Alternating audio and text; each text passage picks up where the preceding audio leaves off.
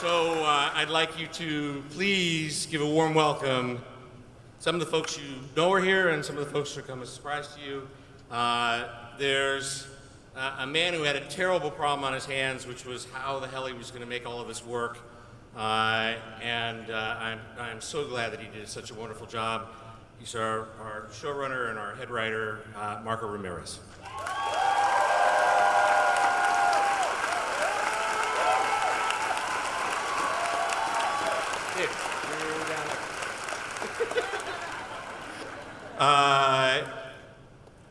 There's not a whole lot I need to just tell you other than she plays Colleen Wing. Jessica's here.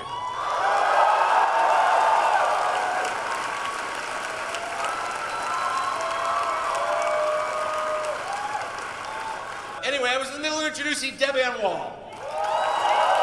Plays Karen Page.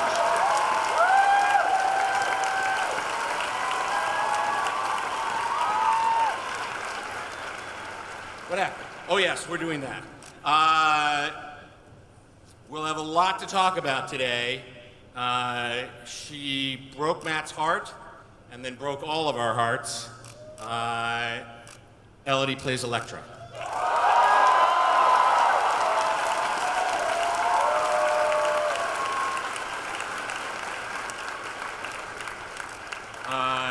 I'm going to ask all of you, because you were so kind to me, that there's a real reason that you should ever get out of your seats. She is just the first lady of everything. Could you please stand up and give a warm welcome to Sigourney Weaver?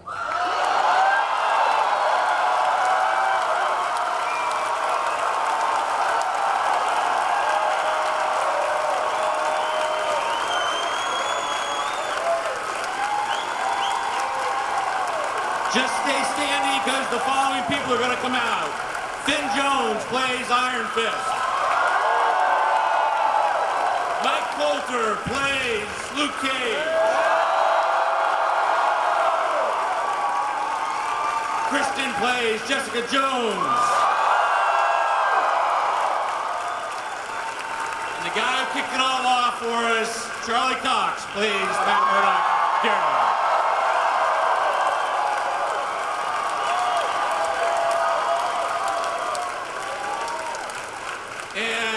The good folks at Netflix would very much appreciate if now you took as many pictures as you'd like and you'd hashtag them, #defend. Please take a seat.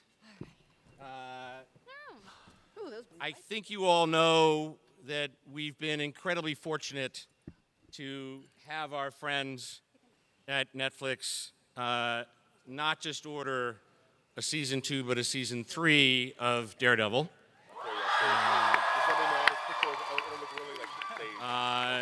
I think you know that currently in the city of New York, and I'm so glad that they both could get on a plane in order to be here, because they literally were working last night in New York. Krysten Ritter is doing season 2 of Jessica Jones. Mike Colter is doing season 2 of Luke Cage. And I am proud to announce something that none of them know, and that is we will start production on season 2 of Iron Fist with Finn and Jessica.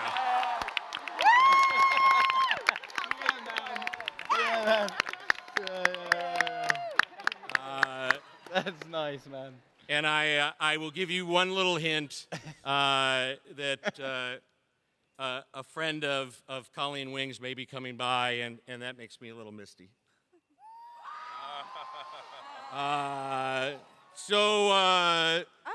We're going to kick this off.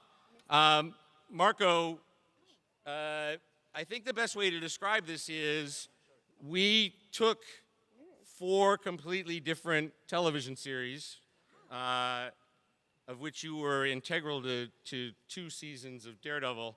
And as someone mentioned today, it was like taking 4 different jigsaw puzzles, putting them in the box, shaking up the box, handing you the puzzle, and then taking the box away. How did you approach this? What did you hope to accomplish? Did you get there? God, I hope you did, because it's done. Tell us a little bit about making Defenders. Yeah, The Defenders was probably the most challenging writing assignment I've ever had in my life. And I think mostly because the characters are all so independent and because the fan base is clearly all there for each of the shows. So the big challenge was honoring each of those characters so it never felt like any of the characters were coming and visiting Daredevil's world or any of the characters were coming to Luke Cage's world, but actually that Defenders was its own story and self-contained. So that was really the big challenge, and I think we did that. I think you did too. Good. I think that's super cool. Jess, you got to play Colleen Wing in Iron Fist, which was obviously you had a tremendous amount of fun, particularly when you were cage match fighting. And true. for those of you that go back and look at it, that's her in that cage. Like she's just, we couldn't keep her on the ground. So tell us where in Defenders where you go, because you have kind of issues. Yeah, I mean, Colleen has really had her whole life ripped away from her at the end of Iron Fist. Sorry. Yeah, sorry. Your fault. Her surrogate father, like her religion, her family, even her dojo. And so she, we catch up with her in Danny, and they're not in New York. They're somewhere else. And she really hasn't come to terms with what's happened emotionally and mentally. And she needs to move forward with her life. She needs to go through the grieving process. But will there be more badassery from you? Yeah, with a lot of being, awesome. Or I guess bad buttery is what I was looking for in Hall H. Sorry. Deb. You.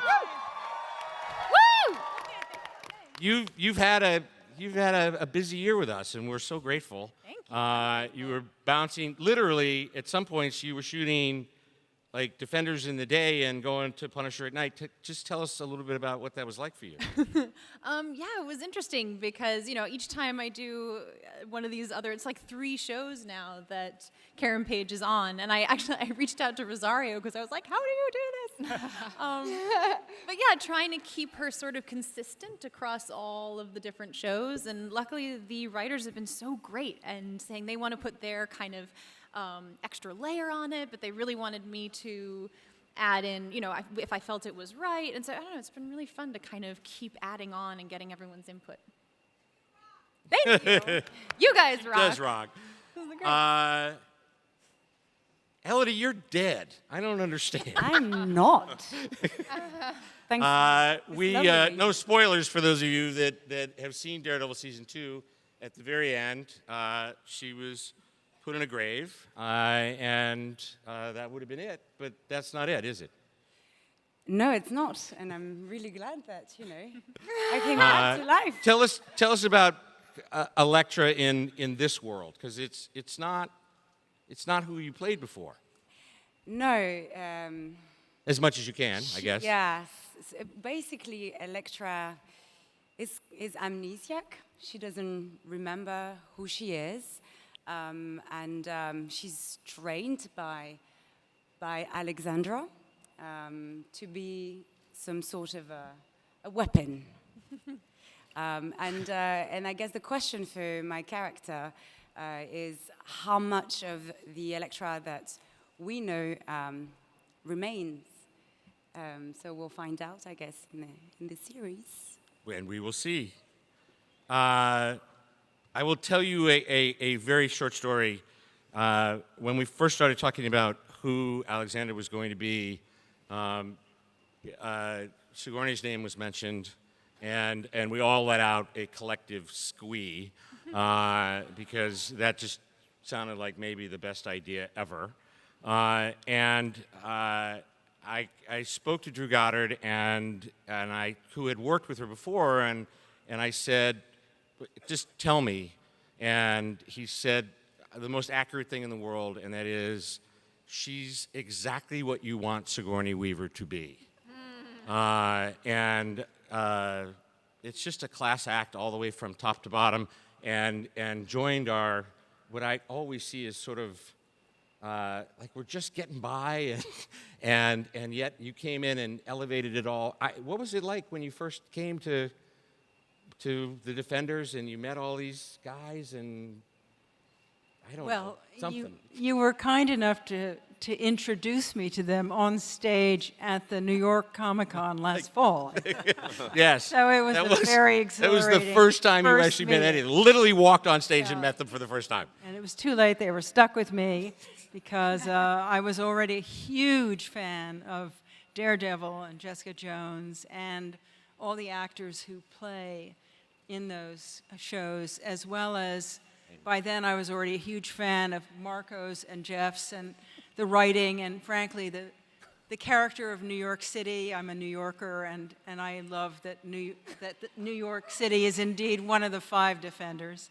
And they also offered me a part I really couldn't refuse. It's a very interesting woman, and a woman who has a lot of dealings with this lovely young lady, and their relationship is certainly one of the most unusual and interesting relationships I've ever had on screen or off. So it was just a joy to work here and work with you guys, and I really appreciate it. And what a pleasure and what a joy to be able to watch. Finn, season 1 of Iron Fist was sort of your coming out party. It was like you, it was you basically. It was Danny first coming back to New York, realizing that he had to figure out what his life was going to be. But we leap forward in Defenders, and you're a man on a mission now. Tell us a little bit about that. Yeah, I mean, I've always... hi, everyone, by the way. What's up? I've always thought that Season 1 of Iron Fist and Season 1 of Defenders was Danny's first full arc, like Phase 1. And it was really nice to kind of take Danny from the beginning of Iron Fist and see him right through to the end of Defenders and see how much the character changes along the way and really grows into himself. And he's definitely inspired when he meets these other 3 people with abilities to kind of take his responsibilities with more purpose and drive. So, yeah, it's been a great journey. All kinds of kick buttery as well. Oh, for sure. Yeah. Mike.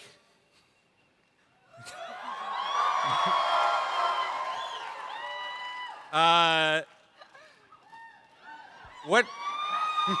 I just like holding on you because you're just so delightful. You come out of Luke Cage. You're now the hero of Harlem, and I think one of the things, because I think all these people have seen you get socked in the face by Danny Rand, and I think they all know that eventually the 2 of you are going to become friends. But that's not what this is about, is it? No. And by the way, that didn't even hurt. It wasn't. Yeah, it did. Didn't really hurt. Didn't really hurt. He hurt his hand.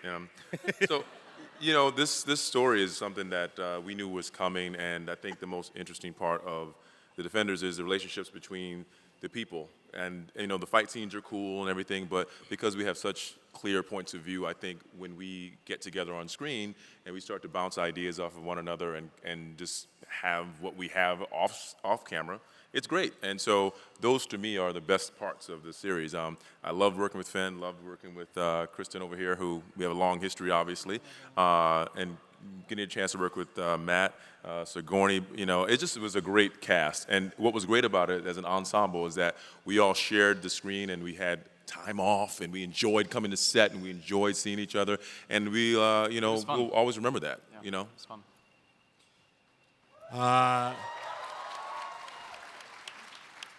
Krysten. Yes.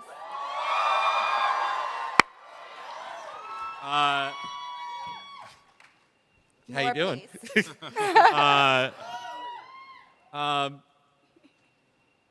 You wouldn't think that Jessica Jones would be comfortable hanging out with other people that sort of fight for good. Like, she's got her own things. Yeah. How did you approach it when you knew you were going to have to be in scenes like, for example, with Charlie or Matt Murdock? What was that? That was like? I mean, obviously you knew Luke, but Matt Murdock was a whole new fish. Well, Jessica doesn't really want to play with others. She doesn't ask or want help. But at the end of the day, I think what we love about Jessica is that underneath it all, she does have a gooey inside, and she will rise to the occasion and help the little guy. So she reluctantly goes on a journey with these guys because she knows that she's valuable, because she's super strong. But she takes every opportunity to make fun of everything they're doing and make fun of Daredevil's suit and make fun of all of it. So I think JJ in The Defenders brings a little bit of attitude and sass and the funny.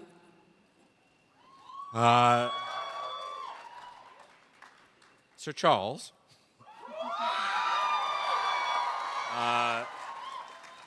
Charlie. Exactly. I can't help that. Charlie, you took the biggest risk. You were the first one. Someone had to go through the door.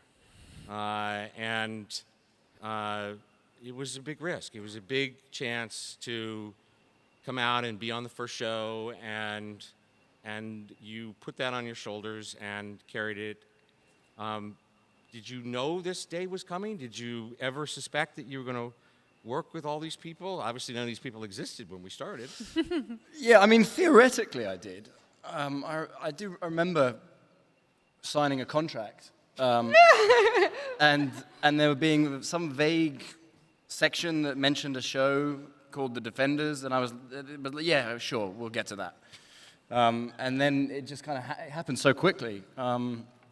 So it's so, as you guys probably know, each year we've, with Daredevil and the other shows, we've been to New York Comic Con.